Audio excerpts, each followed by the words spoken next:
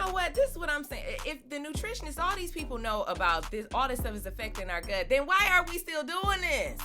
Because we're America. America. We live in America. America. It's processed. Oh my God. What is happening with this processed food? Yes. Oh my gosh, I hope we can get it together. Man. It is so annoying. I can't eat shit. Hello, and welcome back to Season 2 of I Can't Eat Shit podcast. I'm your host, actress, comedian Shondalia White. And yes, people, I can't eat shit, and you know that shit is annoying. I started I Can't Eat Shit podcast because I was secretly ill for many years. People asked me a lot of questions about it, so now I'm healed and I'm ready to talk about it. You can hear all about my solo journey in Season 1. But for Season 2, I'm spicing it up a little bit, and I'm bringing in some friends and experts to help me talk about things. And today, we have my good friend, culinary producer, and chef, Vianai Austin! And we'll be talking about how her restrictions have changed her life and her personal menu. So let's get into it. Hi, Vianai, how are you? I'm doing good. How are you? Good, I'm good. Thank you so much for coming on the podcast. I'm so happy to have you here. Of course. Thank you for having me. Of course. So that everyone knows how I know I'm actually a family friend of hers for over a decade. Can you believe that? Man, it feels like it's been longer than that, actually. It actually has been over a decade. Crazy, yeah. Crazy. And we were talking about this, and I'm like, dang, I actually knew you when you were little. I know, I was a child. Oh, God. Playing basketball. Yeah, I was young. And she's a baller. She's a good baller. So check them stats. Check them stats. Still got it. Yes, but just transition it to a chef. Wait, before I get into the questions, how did you actually become a chef? Oh, man. Okay, so I like to tell people this.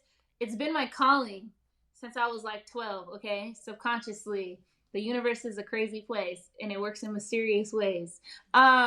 So during the top of COVID time, I actually had lost my other job. I used to work in marketing promotions for a radio station and then the 99 cents only stores. Right. Yeah.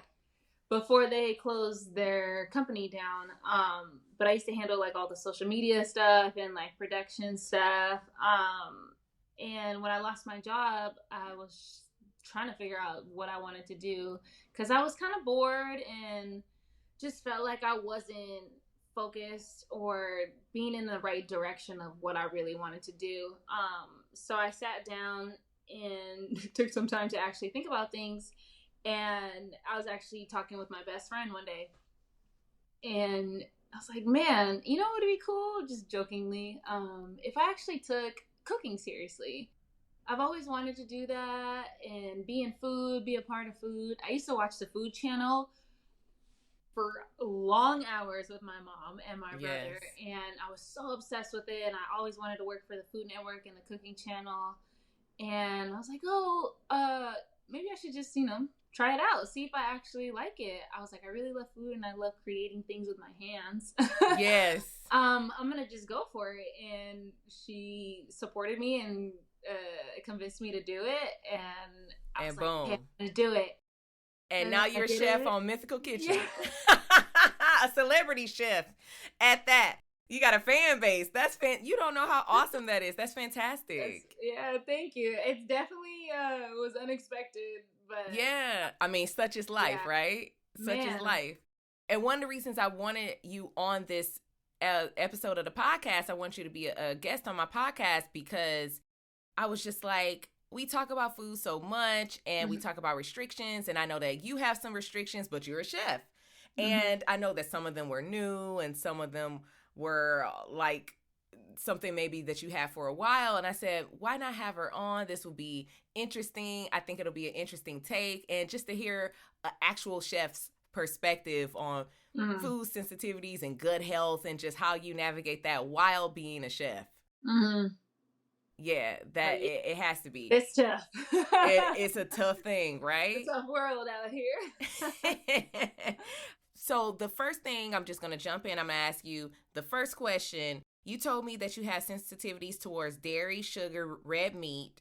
When did you find out about your restrictions, and what did you do, and when did it start for you? Just when did it start for you? Oh, okay.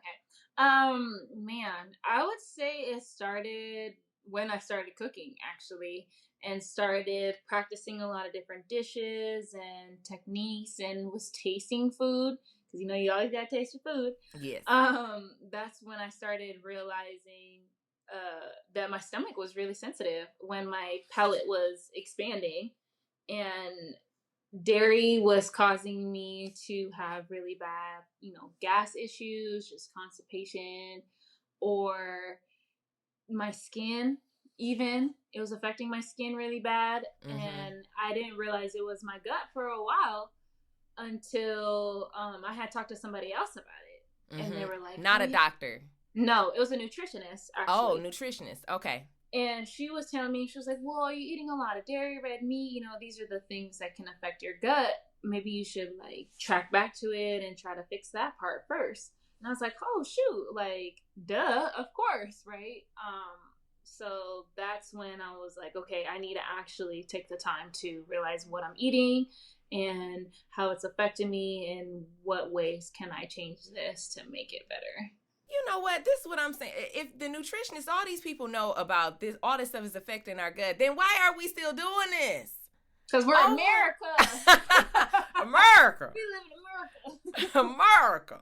It's processed. Oh my What God. is happening with this processed food? Yeah. Oh my gosh. I hope we can get it together. Man. It is so annoying.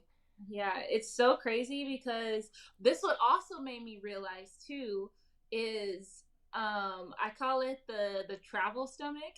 And it's when you go to another country, yes, and eat their food, yes, and you come back to America and you get sick from eating American food. Yes, that was happening to me every time I traveled. Yes. And I used to think it was because I was eating there, but it was really because of the foods I was eating here. Yes. And eating in other places. When I would go to Mexico, I went to Puerto Rico, even when I went to Canada, the food is so much cleaner, mm-hmm. and it's just, you can even taste the difference tremendously. And I was like, oh no, I got the travel bug, the travel stomach. And that's just really also made me realize, I have to clean it up and have to go to even certain stores to get these things to make my stomach health better. And I was going to ask you this. Look, what stores do you go to? Do you go to farmers markets, specialty stores? What do you do? Now, I've just started doing farmers markets because there's 2 by my house, and I told myself, I was like, 1, I want to support local farmers, but 2, this is where the better things are. Mm-hmm. And it really makes a big difference. Because even if you're going to Ralph's and Walmart and nothing against the places, but if you actually look at the products, you can see the difference between that and buying something with a local farmer. Yeah. So I just started doing farmers markets. I'll shop at, there's a pavilions by my house that I actually mm-hmm. really enjoy. But it depends on what I need. Vegetables, I'll get at a better place. My meats, I obviously cut red meat out, so I don't use the grocery store much. I actually will go to a butcher because of my job. I go to butcher now too. We're real friends with a lot of butchers and resource places that we use, that I'll just go out my way and be like, hey, I'll call my boy Frank. He works at Papa's in Burbank. Mm-hmm, mm-hmm. Hey, can I just get a couple pieces of chicken or whatever? And those end up being the way better products than if I were to go to a store. So, and even I noticed that changing my stomach as well. So it's really just thinking deeper on how to fix your gut issues and your health stuff. And it's definitely worth it. For the veggies, are you going to the farmers markets for the mm-hmm. veggies? Mm-hmm. And then for the meats, you're going to the butcher? Mm-hmm. Okay. Now, we know that butchers and farmers markets are not by everyone. No. But if you do have this available, I think it's a great idea, because I had to start doing it. It can get a little expensive sometimes, depending on what state you're in or city or whatever. But it's definitely worth it if you are struggling and just cannot figure it out. And I have had the same things when I travel. Oh my gosh. I got sick when I used to go overseas when I've gone to the islands especially, and I would come back, I'm like, oh my gosh, did I have some like stomach bug or something? Yeah. And I couldn't, it would hurt so bad when I would eat just regular food that I would eat here.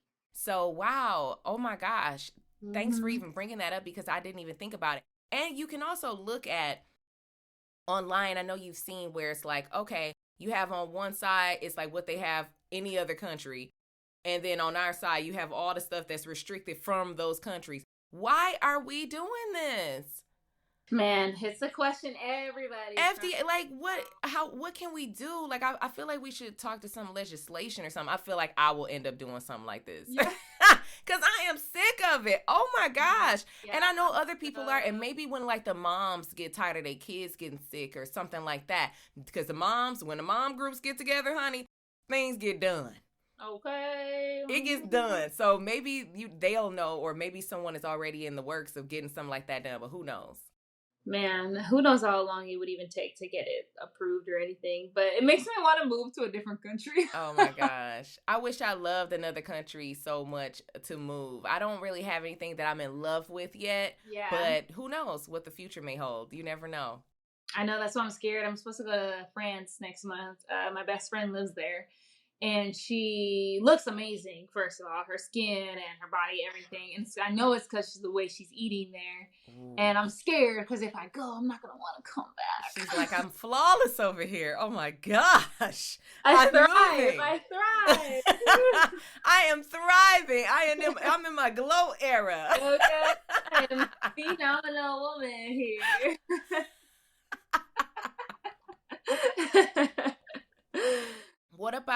What are some go-to ingredients or techniques you use to make meals gut-friendly and delicious for yourself then?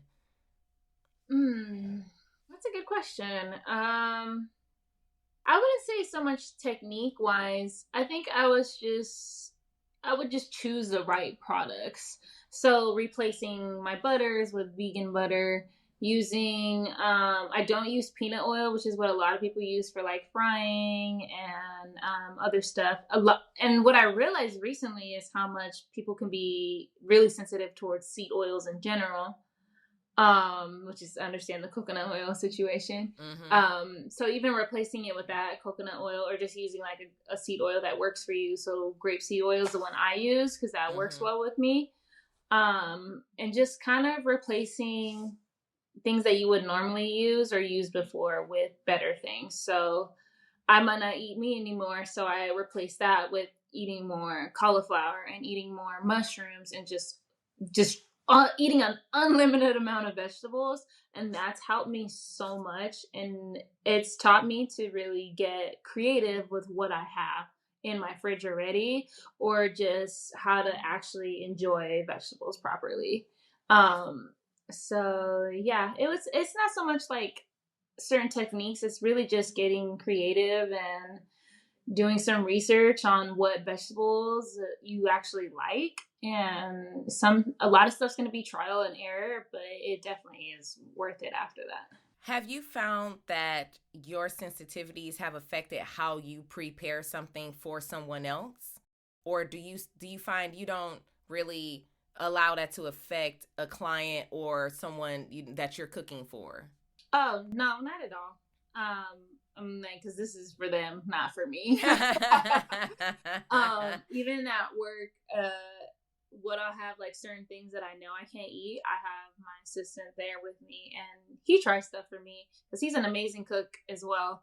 So I'll just be like, hey, like, can you try this? Because in general, in a kitchen, it's usually easier or like a good tester to have somebody else to try your food, right? So I usually just will ask somebody like, hey, can you just try this piece of pork for me? Like, make sure, because everybody's really respectful about me being on my diet and my sensitivities. So I'll try to be like, take that into consideration. But I want the other person, whatever I'm making, and it's whatever they want, I want them to have what they want. Yeah. And want them to enjoy it. And I still know how to prep those things properly for them. Because at the end of the day, it's about them and making sure they're satisfied and loving what they eat on their plate as well. I love that you mentioned that, because I think a lot of times people think because you don't eat something that you don't know how to cook the other stuff. Which And happens a lot. I was like, you do realize a lot of people cook things that they don't eat themselves. That happens actually a lot.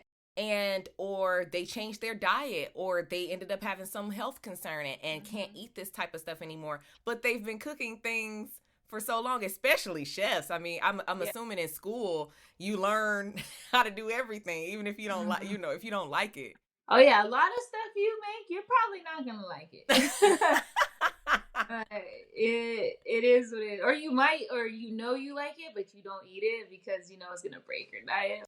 That happens a lot too. Yeah. But you got to make sure your food's good. So that's what matters. Absolutely. I can see that happening, but I just love to hear it from a chef that, listen, this is not the case. Yeah. Yeah. So stop questioning people. Yeah. I mean, you can question all you want, but, it all depends on the chef for sure. Absolutely. What are the biggest obstacles you face when trying to change your eating habits? What are is it just the cravings? Ooh, man. Yeah. That's yes. It's the cravings. I miss the experience of a certain dish and I just want it now. Also has to do with cravings. Oh man, at the end of the day, it's just discipline. It really comes down to you actually wanting to keep up with your body and knowing it affects it, and you being disciplined and mature enough to be like, yes, this is gonna affect me in so many ways. I'll be okay if I don't have it. It's really a lot of acceptance. I'll go back. It's a lot of acceptance and a lot of discipline. For sure. You're just like, oh man, but it's okay. And knowing that there is food just as great as whatever you're craving, and everything can be substituted. You just gotta find it. Awesome. What are some of the worst eating habits you have? Oh boy. Worst eating habits. Snacking. Oh Jesus. I am a snacker. At work, it's really bad, and I realized how bad it was since I've been on this new diet. And I've been trying to just snack on better things. Like I used to snack on like chips and like very sugary granola bars, Cheez-Its. So I replaced it with snacking on oranges. Oh my God, the amount of oranges I go through in a day. I feel so bad for our HR team because they replace them. And I eat all of them. That's a good snack though. What are some of the worst snacks that you eat? Do you eat horrible snacks on set, or just like in general in life? Like you're like, oh my gosh, every blue moon I gotta have like a bag of chips or chips. I love chips. What type of chips? Hawaiian chips are my favorite. Have you ever had those? Oh, yeah, back in the day. Yep, I used to love them. They're so oily now if I were to try to bite one. Chips was probably my worst one. Eating hot Cheeto Puffs was my worst habit. So I had to change it to healthier chips. So I'll eat like veggie sticks, which I actually enjoy now. Or I'll snack on dried fruit a lot of the time. Turn that into my chips. Yeah. I'll snack on some like nuts or granola. Or some type of. Lately, I realized how much my palate's been changing, and I used to not like chocolate at all, but I've been snacking on chocolate. Okay, guilty pleasure. Dark chocolate, yeah. Dark chocolate, yeah. And I've been enjoying it, and I don't know who I am anymore. That, and I always feel like I need to do a better job of drinking water. Like, even though I only drink water, period, I need to drink more of it. And I try to make excuses and be like, oh, well, I have so much to do. I'm moving around the kitchen. I don't have time to slow down. That's something that's on my goals list this year, of just being better about staying hydrated. And I need to stay hydrated right now. I know, I'm like, I got my water right here. I'm on my third one already today. Hydration.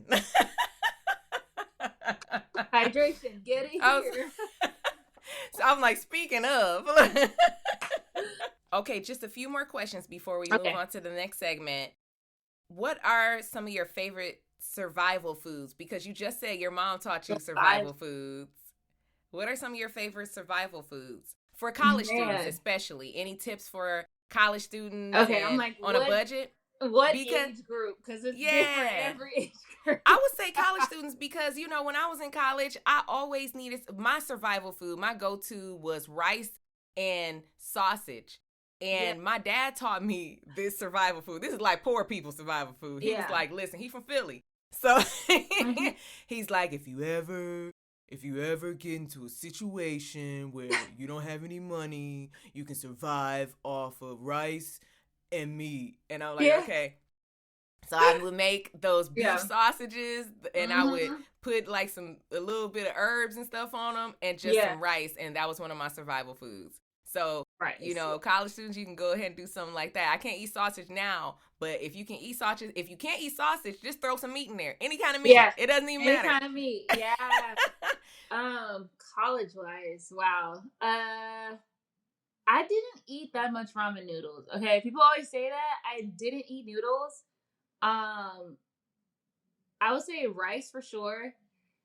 I'm not a big fan of frozen food now, but then it helped me tremendously. Yeah, what was your favorite go-to frozen meal? I would buy just like whole pieces of chicken breast from Costco. Okay.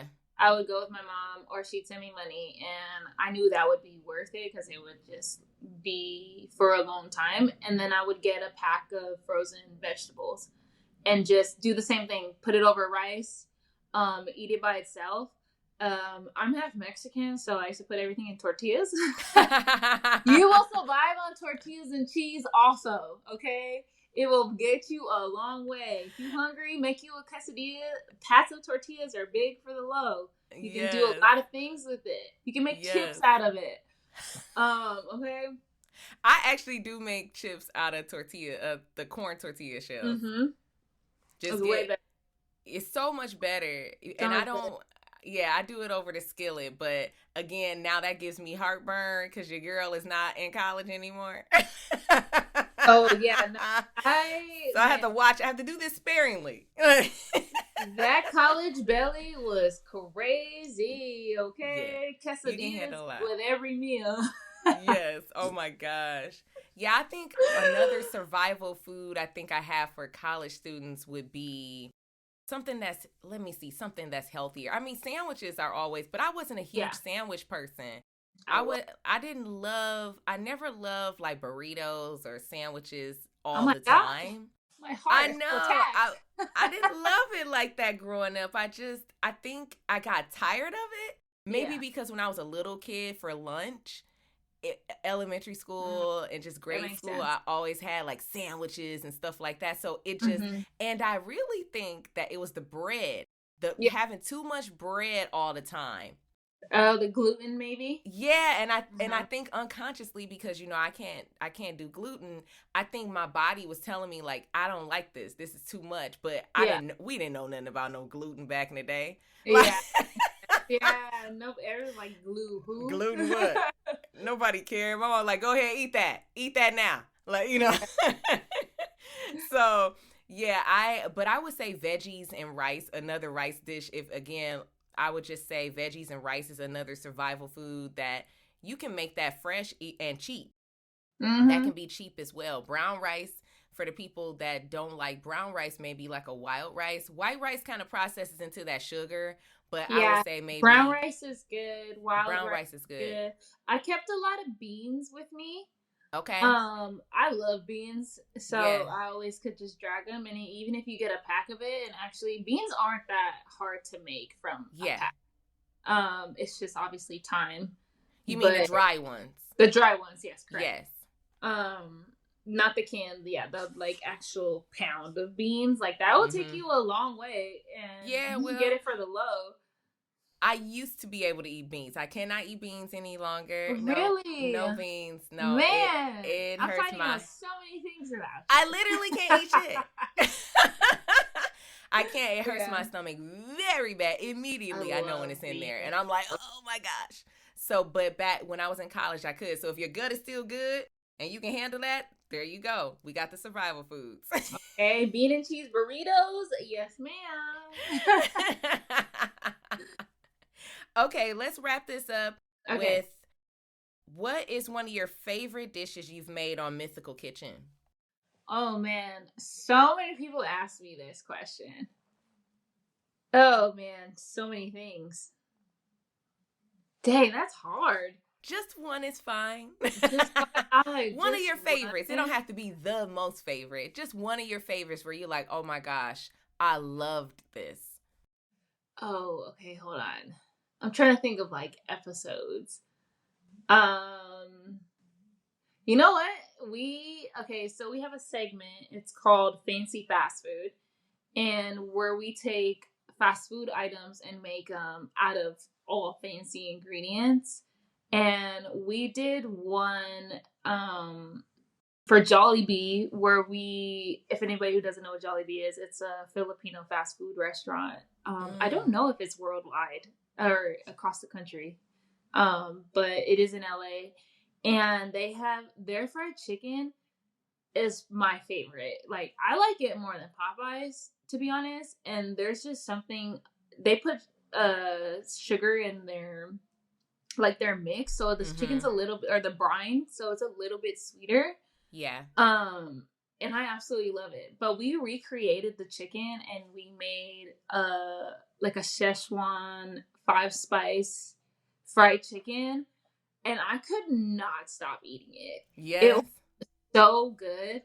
And anybody who knows anything about Szechuan peppers, I don't know nothing about no Szechuan. Yeah. What is Szechuan? It's just peppercorn, Chinese peppercorn, and it makes your lips a little numb, which is insane if you have a lot of it.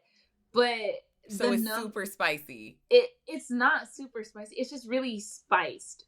I got you. You know what I mean? I do understand. It's a strong spice, but it's not spicy. And you keep but you might go numb. Chicken. Yeah, you eat now. Your face, my whole lips went numb eating this chicken, but I could not stop. It was so good, and I think about that chicken all the time. Wow, that's awesome. That's good. Mm-hmm. It was so good. What advice do you have for people who are trying to transition to a cleaner, more gut-friendly diet? Advice. Just, I almost said the F word.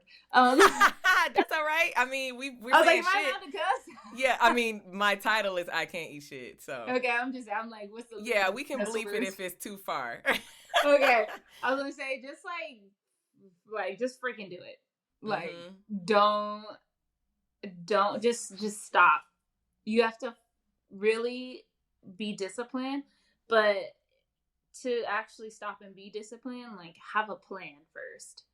Don't just be like, okay, well, I'm gonna just go buy vegetables at the grocery store. Like, actually sit down and be like, okay, this is what I can make with these vegetables. This is what to still enjoy myself. Write down a grocery list. Be like, okay, or just write down a list period. Let me go back. I would start with a list of foods, like, of your habits on how you eat now. Mm-hmm. And then look at that list, grab it, make another list on what you can replace those things with. Like, hey, okay, I'm trying to cut out red meat. I eat a lot of tri-tip. I eat a lot of sirloin. I eat a lot of this, whatever. What are the things I can replace with this? Okay, I can replace cauliflower, mushrooms. I can just eat chicken or turkey, right? Here are my proteins. One, you'll save a lot of money. Eating vegetables, you really will. And you just gotta do it. And you have to really, really want it. Because the more you want it, you'll notice how quick your body's gonna change. I even see now how quick, like, my gut's even, like, gone down. Like, yes, I've, like, worked out too, but I knew most of, like, my belly weight was from eating. And, like, oh yeah, it's totally the diet. Yeah. So I realized how, like, even now my stomach's shrunk a lot. And it's like, oh shoot, and it happens so fast, and it's gonna motivate you to keep going. So just, like, have a plan, be disciplined, and actually stick to it. Like, yeah, you're gonna have your cravings and bad days, and you can still have cheat days as long as they are reasonable. You know what I mean? Like, don't don't go eat fried foods and like mess it up. Like actually, there's like, we live here, where we live, you're gonna find something. There's so much food everywhere. You're gonna be able to find something that's good and that works for you. So just do it, Nike. Okay. They are not a sponsor. Just do it. Just do it. Have a plan and holla at me. Okay. Awesome. Okay, well, we're gonna move on to our cooking segment. There's another way to do that. So let's go ahead and get into that. This segment is called There's Another Way to Do That, where I teach you how to modify recipes based on my restrictions. But for season 2, I'm making some of my guests' favorite dish. So, Chef Vianai, tell me about your favorite dish. Ooh, so I have 2 favorite dishes, but my main one is sushi. Oh, I love sushi so much. I can have it every day. I don't know if that's good for me or not, but I love it. I love how simple it is. I love how graceful it looks on my plate. I love that it's all my favorite things: rice, seaweed, and some type of avocado, maybe, or sauce, and a protein. Oh, that's so good. It's like a perfection. It's nice. It looks very pretty. You're right. You can look very pretty and creative on plates. Mm-hmm. What do you think people usually get wrong when they make sushi? The grade of fish that they use. A lot of people, yes, you can use store-bought salmon, for example. I'm very particular about what kind of fish I use. If I'm going to get store-bought salmon, or if I'm going to buy salmon for sushi specifically, I'm going to go to a seafood store or a market. And even the one that I use in the Valley, it's called Fish King. It's amazing. And I've been to Fish King. Yeah, I love Fish King. And we always buy our seafood there for the show.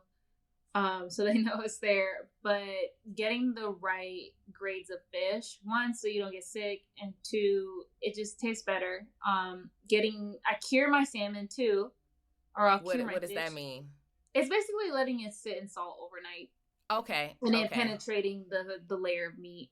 That almost starts to cook it like ceviche, right? Not necessarily. Not necessarily. More of it cooking in acid. Which is the lemon juice. A lot of people, that's like more of a natural cooking. Okay. This is more of just like a curing to penetrate the skin and make it taste better, or to make it firm it up. It's just nice. It's a good way to keep your sushi. I would say, your grade of fish, making sure you have the right one. Seasoning your rice is what a lot of people don't do. Which is okay if you don't, you don't have to if you don't want to, but it definitely is the traditional way of doing it. What would you season your rice with? Like just salt? Salt, sugar, rice vinegar, and a little bit of water. Just a little bit. Is this while it's cooking, or is this after? This is after. Okay, so you got the rice and then you stir it in, and that's the correct way. Yes, to make the rice. Yeah, you want. I definitely just put salt. A little stickier or a little sweeter, and that's the way I like the rice. So, I usually season it when it's finished. Interesting. Okay, that's really that. I never knew that. Okay, I thought you were going to say something like the way that they cut the fish, because I have definitely been to sushi restaurants where I felt like the way that they cut the fish just made it taste bad. That does matter, yes. It's like chunky, I'm definitely where I'm like, why is it so big? It's like a steak. I think it does. I'm like, ugh. I think it depends on, 1, the restaurant you go to, 1, the style of Japanese chef, probably how they like to cut it. I like to make it chunky, but we call them julienne strips, which is basically like, I think of like my finger, right? Like I have a little skinny finger, and long finger, but I always kind of compare it to this size or my pinky. Like this, and we call it, usually when they're in straight strips like that, we call them julienne cuts, and I do that to all like the vegetables, everything, and it just makes everything even within your sushi roll. Okay. So yeah, how it cuts, yes, that matters. What kind of knife you use to actually cut the sushi also matters, because you want a really good knife. I use a Japanese knife, and it just glides a lot better because you got to think that the rice is sticky, so it might mess up your cut. But also, you know, if you want it to look pretty, your knife matters. If you're just like, oh, I'm gonna just eat it, then obviously, you know, do your thing. Do a hand roll. Yeah, do a hand roll. Wrap that boy around. However you want to. Yeah. Baby girl. Yes. And what are some of your favorite toppings, sauces, or sides to have with sushi? Ooh, I just became a wasabi girl. It's very new in my taste buds. Horseradish and wasabi. I absolutely love wasabi, and I need that. And I love sauces, so I always need at least 3 sauces. Soy sauce for sure. It's just like a natural one to have. Very big unagi sauce person. I liked it. It's really sweet, and I like to just I know what you're talking about. Yeah, it's eel sauce basically. Yeah. And just dip it in that, and then I like having either a chili oil that I can drizzle on top, or having spicy mayo on the side. Okay. Very interesting. And how do you think I will do creating something, my version of this? This will be my first time making sushi, actually. Yeah. Okay. I'm so excited for you. I think sushi is a really easy thing to substitute meat in. Because one, if you love avocados as much as I do, that's all you need. You're like, you think it'll be simple for me. Yeah. You think it'll be easy. You can bake, it's like a burrito. You can put anything in it to make it work for you. Yeah.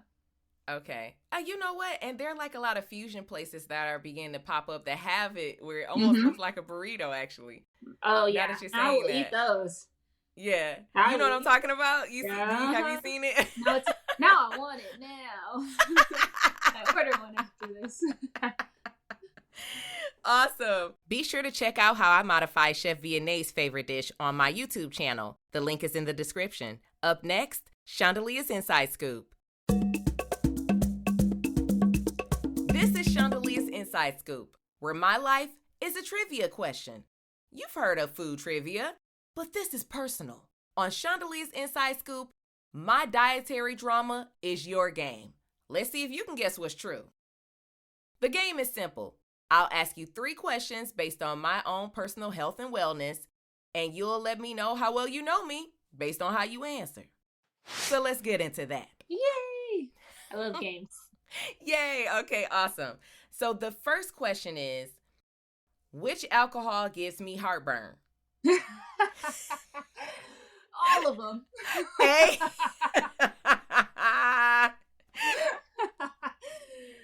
A. Red wine. Oh. B. Vodka. C. Tequila. D. All the above. I feel like this is a trick question. I'm gonna go with wine. You are correct. Yeah. Because I'm like, wait, vodka is gluten free, and tequila is the purest form, like the cleanest, low calorie form of alcohol. I was like, wine would probably mess up her stomach the most. Yep. It does. Look at this chef. Look at this chef knowing her thing. Look at how well she know it. And I love me some red wine, but honey, it started giving me the worst.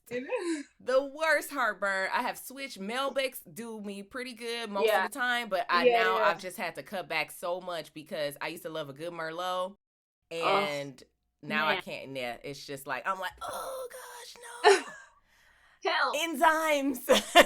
Enzymes for everything for me to do that's wrong. Okay. Okay, question number 2. You're doing great. Okay. Everyone that watches my There's Another Way to Do That cooking segments, they know that I make most things from scratch due to additives. Okay. Do I make my own almond milk? Yes or no? Yes. No, but I want to. You know what's crazy? I feel like I'm trying to think because I've been to your house before. Yes. And I'm like, this is something she would do. It is something I would do. And listen, I am totally about to buy one of those things this year and start learning how to make my own milk, but I haven't done it yet. Dang it. I was going to say, you were so does that count? You get a half a point for knowing me. Okay. You're like, you are going to do this. I was like, wait a minute. I was like, she probably doesn't, but yeah, my brain was this like, is a trick question. That was a trick one. I had to because you do know me too well. Yeah. You do. I'm testing myself. Okay, question number 3. You're still doing great. You're doing good. Okay. You're still in there. We got 1 for 1. I'm on it. Nowadays, there are a lot more restaurants that accommodate for restrictions. Mm-hmm. Is it easier for me to A, go out to eat, B, stay home and cook, C, have my meals prepped by a meal prep company such as like HelloFresh or Blue Apron or something like that, or D, all the above?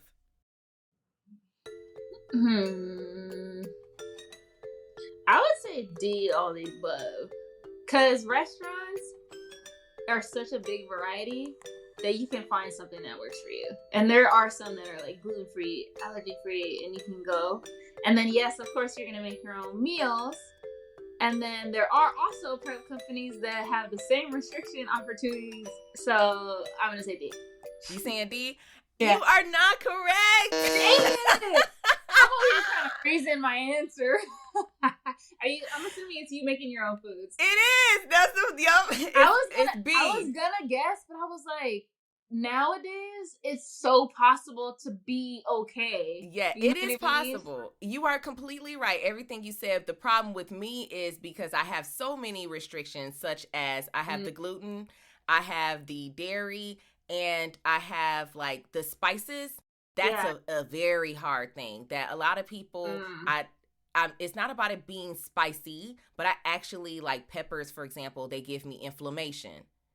Even see, sweet now peppers. Now we're going deeper. Yeah. Because I think I know that you can eat shit, but I'm like, how deep is it? It's pretty I think deep. That's one thing I don't know about you. Yes. How deep the line is, you know? Yes. I talk about it in actually, I think episode 1 and 2 about like how I found all those things, and then I get into like the things that cause heartburn as well. I do remember that. All that stuff. And oh my God, memory's terrible. No, it's okay. It's all right. But one of the things is like, it's not, a lot of people are like, oh, it's not spicy. For example, like paprika or something. I love paprika, but I can't use it anymore because I didn't realize it's not spicy at all. But something with peppers specifically makes my body inflamed. So I had to cut it out. Then also cashews, for example. Really? A lot of vegan places. Oh my God. A lot of vegan places have cashew stuff or something mixed with cashews, and pistachios is another one. Those two, which most people are peanuts, you know, but for me, it ain't working. Yeah. Man. Oh man, it's so much deeper than I thought. Okay. Yeah, it gets real deep up in here. Yeah, that's so crazy. Yes. I thought I had that one. That's all right. You were so close. Well, Chef Vianai was able to guess what was partially true, but not fully true. So we're going to give her half the credit. But check us out next time for Shondalia's Inside Scoop. Let's wrap this thing up. I hope this episode helps you look at restrictions in a different way than you normally would, and also learn a lot more about Chef Vianai and her personal menu and how she's had to rework that based on her restrictions. As you can see, chefs sometimes have restrictions as well, but they can still do the job and do it well. Take it from me. Take care of your body so it can take care of you, or you're going to be dealing with a lot of shit. Chef Vianai, thank you so much for doing my podcast. I was so happy to have you here. Please tell everyone where they can find you, what you got coming up. Yes, so you can find me on Instagram, on Twitter at Vianai Austin. You can also follow my food art page. That's super new. I make a lot of fun prints and food paintings at Via Art. You can also find me over on our YouTube channel, which is Mythical Kitchen, everything mythical. And yeah, that's me. Yes! Oh my gosh! It's so exciting. Thank you so much again, V. So happy to have you. Of course. Thank you for having me. This was amazing. I loved it. Awesome. This has been I Can't Eat Shit Podcast. Thank you so much for watching and listening. I really appreciate all of you. It means so much to me. If you like what you saw and or heard today, go ahead and like, share, subscribe I Can't Eat Shit Podcast on YouTube or wherever you stream your podcast. If you watch me, there's bonus material. There's another way to do that. My full cooking segment where I teach you how to modify recipes based on my restrictions. They're oh so good, so make sure you check them out. You can also check me out on Instagram at I Can't Eat Shit Podcast or at Shondalia White. Thank you so much. I'll see you next time. I Can't Eat Shit! I Can't Eat Shit Podcast is not a replacement for a medical professional. If you need help, seek out a trained medical professional, nutritionist, or therapist to help you with your specific needs.